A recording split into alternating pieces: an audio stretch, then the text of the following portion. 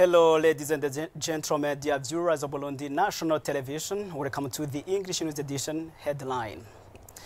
The Secretary of the Department of Political Affairs and Legal Affairs of the CNDD-FDD Party, Jean-Marie Muhigwa, calls on those on the list of the candidates for the upcoming election to know that they will be servants of citizens. It was formulated this Thursday during monthly prayer organized by the ruling party at this end of each month here in Bujumbura. Welcome, dear viewers, for details. As I've just informed you, now detail. In order to promote research, a National Center for Science and Research is being established that will help develop the beneficiaries of this sector. It was presented by the head of state, Evariste Ndayishimiye, in a conversation he had with young people who came from different parts of the country and were chosen by the PAED project because they have reached an exemplary level of excellency in science and research, as evident for what they have already accomplished. Today, Burundians are called in general, and especially the Bagumyabanga, who are on the list that to compete in the elections, are called to know that they are going to be servants of the people instead of seeing that they have found a job, and are called to manifest project for supporting Burundi vision. This was announced by the head of state, Evariste Ndayishimiye, this Thursday in the prayer organized by the CNDD-FDD party every Thursday of the end of the month. These prayers were held in the province of Gitega. Also, let's come back in Bujumbura.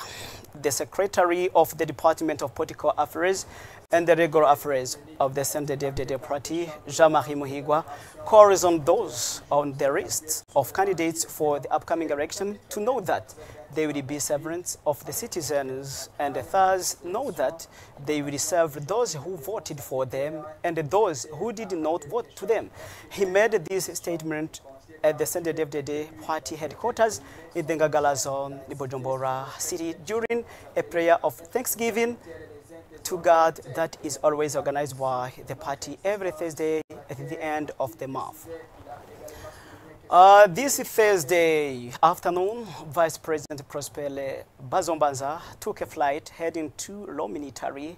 He will represent the head of state of the Republic of Burundi, Evariste Ndayishimiye, during the funeral ceremony of Pope Francis, which will take place this Saturday.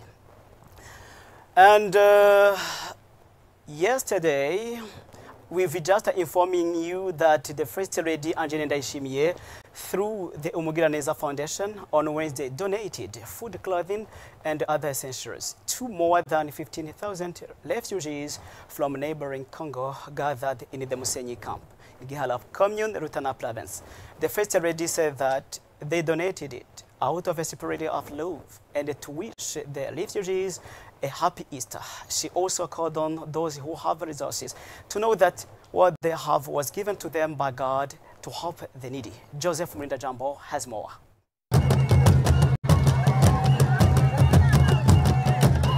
It was the joy that characterized Congolese refugees warmly welcoming the First Lady Angeline Ndayishimiye visiting a camp located at Musenyi Hill, Giharo Commune of Rutana Province. The camp gathered more than 15,000 refugees, making 4,000 households. The governor of Rutana Province, Olivier Nibitanga, confirms that there is a good cohabitation between these Congolese refugees and host communities. He urges them to continue engaging in this good behavior. The First Lady Angeline Ndayishimiye brought them a donation made up of foodstuffs such as rice, beans, porridge flour, oil, and others, as well as non-foodstuffs such as loincloths and others.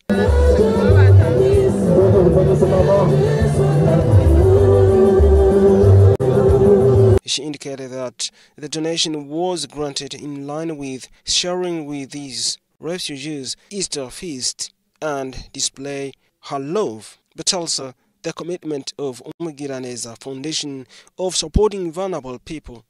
She called on everyone to be involved in supporting people in need because according to her, whatever God offered to rich people, the letters are called to share with vulnerable people. The representative of this camp strongly thanked the First Lady of Burundi, Angeline Ndayishimiye, for this donation and her commitment. The First Lady, Angeline Ndayishimiye, was accompanied by a delegation of the foundation led by Denise Nyakeru Chisekedi, initiated by the First Lady of the Republic Democratic of Congo.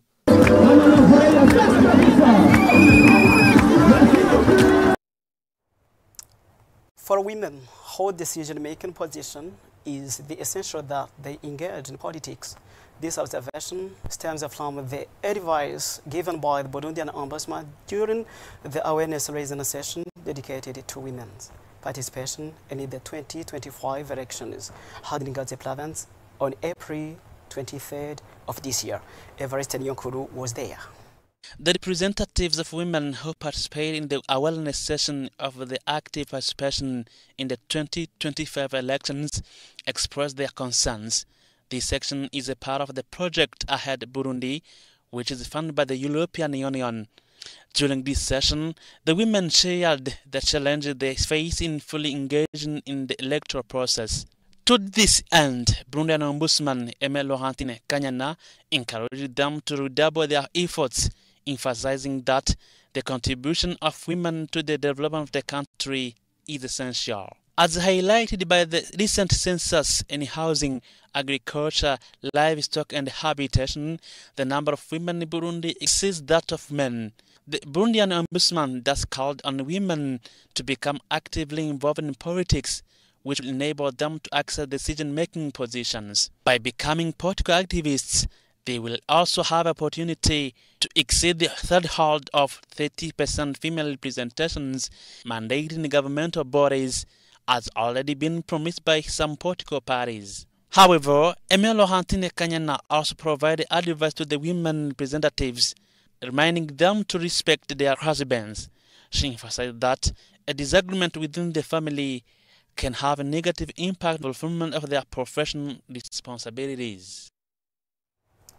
The public lighting of all avenues and the roads in Nyakabiga zone of Mukaza is one of the major achievements in this locality between 2020 and 2025. The head of Nyakabiga zone is pleased with the current situation and thanks those who led this project, which has generated positive results. Marius Muhigwe was there. After a call of municipal authorities here in the capital Bujumbura on the interest of street lighting, the population of Nyakabiga zone in Mukaza commune has started to implement this good initiative. At Implimeli Avenue, this load is well lighted, as well as at UNESCO Avenue, including Republic Avenue, without forgetting other avenues which are linking all the quarters. Residents of this zone, who are dealing with small generating income activities, affirmed that they have gained a lot as they can also deal with their activities during the night. Others affirmed that security is now good as all the ways are lighted.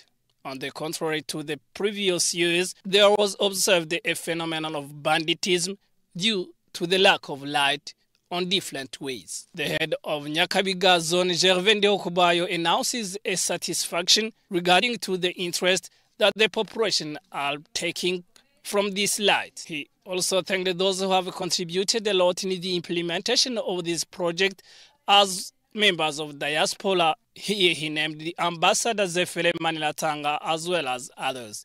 He calls on natives of Nyakabiga zone to come and contribute to the development of this zone. Here, other zones should also follow this good example for the well-lighted and developed mayorship.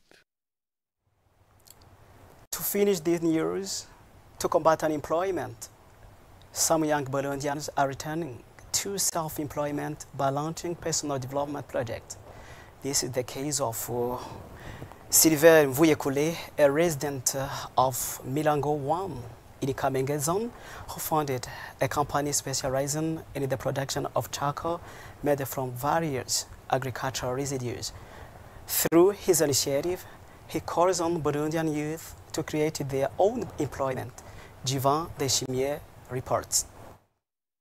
The company Sotico, which specializes in converting waste into fuel, was founded by Ecofriendly Charcoal, and the focus is on producing eco-friendly charcoal from agricultural residues. Among the raw materials used are oil palm shells, corn cobs, banana peels, rice husks, charcoal dust, sawdust, and other plant-based waste. According to the founder, these materials are first burned and then crushed using specialized machine. The resulting powder is mixed with a natural binder to produce the eco-friendly charcoal. Ecofriendly Charcoal expressed that he launched this initiative after completing his university studies, as he was unable to find a job. This project has not only enabled him to support himself, but also to create employment for 5 other people who are very grateful, as it allows them to earn a decent living. Among the main challenges he faces, Vuyekure mentions the lack of production space.